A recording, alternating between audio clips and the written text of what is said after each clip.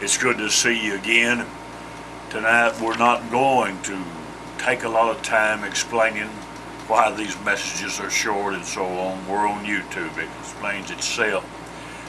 The last time we visited, I was talking about Moses, that God was commissioning him to go and deliver the children of Israel.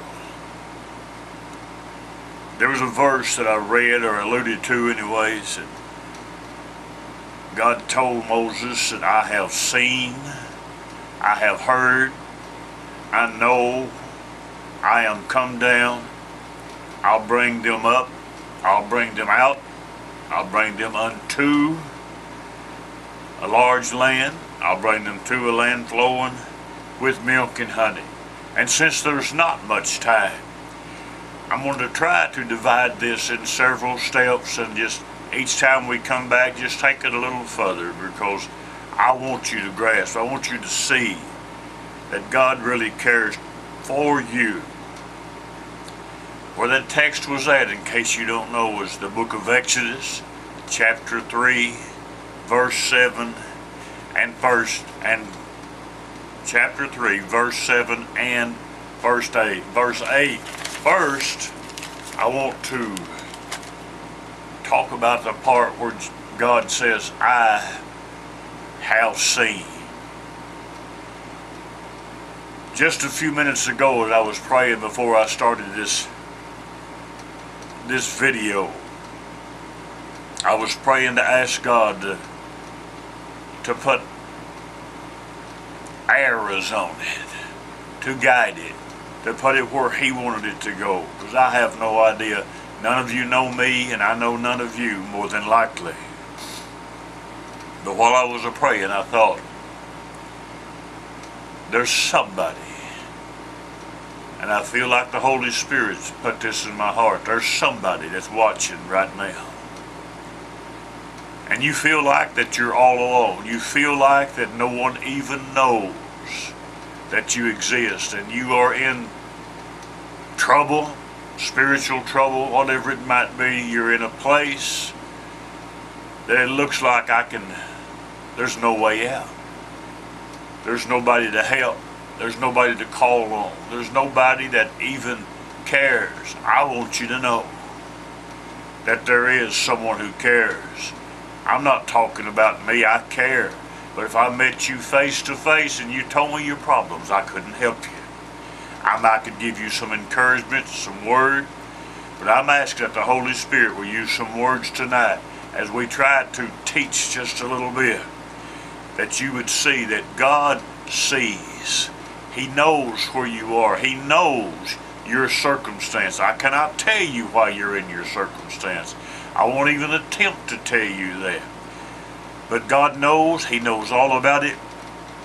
And I would ask you to trust Him now. We're going to look for just a moment at the book of Job, chapter 1 and chapter 2. Job is just in a few minutes or a few days or a few words ahead in this chapter. He's going to get permission from God to go and torment Job. He's going to be able to try him, to try his patience. But God said, where have you been, Satan? Satan said, I've been walking to and fro upon the earth. It says this twice. Chapter 1 he says it, chapter 2 he says it. I've been walking to and fro, and we might wonder, why? Why is he walking to and fro in the earth? Well, Peter tells us why. In 1 Peter chapter 5, verse number 8, he said, he walks upon the earth, he walks to and fro, he walks back and forth, he is walking, seeking someone that he may devour. He is walking as a roaring lion. I don't really have time to go into that and teach and preach on it, but I want you to know, he is not a roaring lion.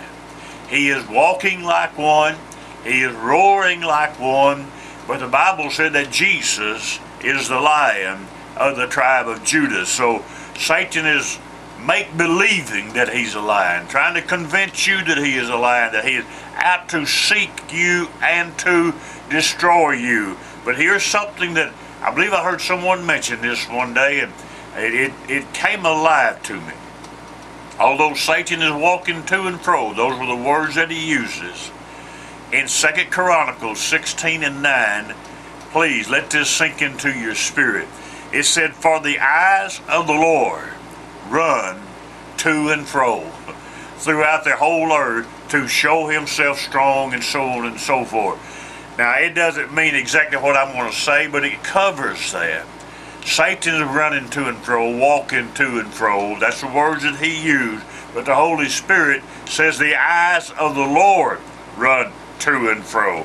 In fact, God's got his eye on the devil. He's got his eye on you, yes. But he's got his eye on the devil also. His eyes are on you, you that we're speaking to tonight. You that are so discouraged right now. You that are afraid that you're stuck, that there's no way out. He is watching you now, but he's also stopping the devil, watching the devil. The devil will not be able to attack you unless God gives him the permission to do so. Understand, Satan, if he can do the things that he's been whispering in your heart, if he can do the things to you that he said he could, he might have told you, "I'm going to kill you."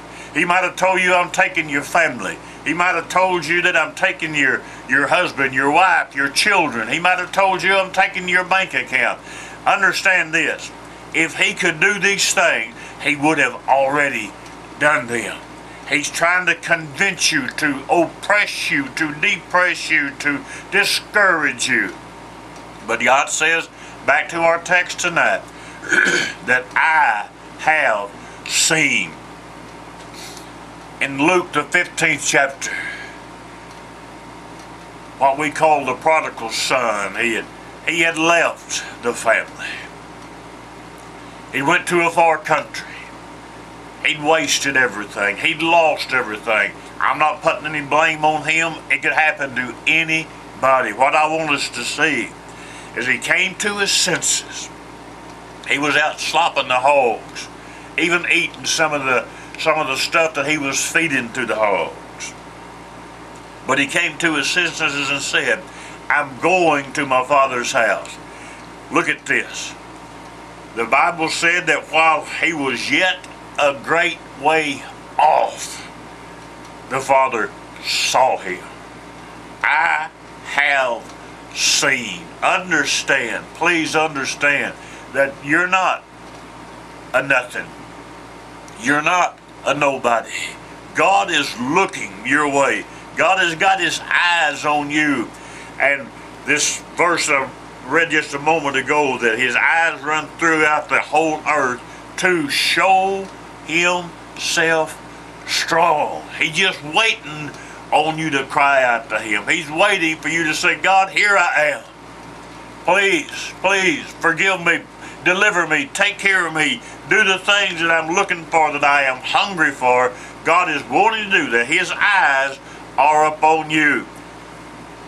And I'm going to close this the way that I started it. While I was praying just about 10-12 minutes ago for this particular YouTube video, somehow, I can't really explain how, but somehow in my spirit, I felt you. Who you are, I have no idea, and probably I will never know. But I sensed you. I sensed that there was a person, man, woman, boy, or girl, makes no difference. I sensed that you were there, and you felt so all alone. You felt that no one even cares, that no one even knows, that no one sees me, no one understands. Can I tell you that God hears you, he sees you? One of our next videos, we're going to say he hears us. I don't know which one it'll be, but right now he sees you. You don't have to wait to hear the next video.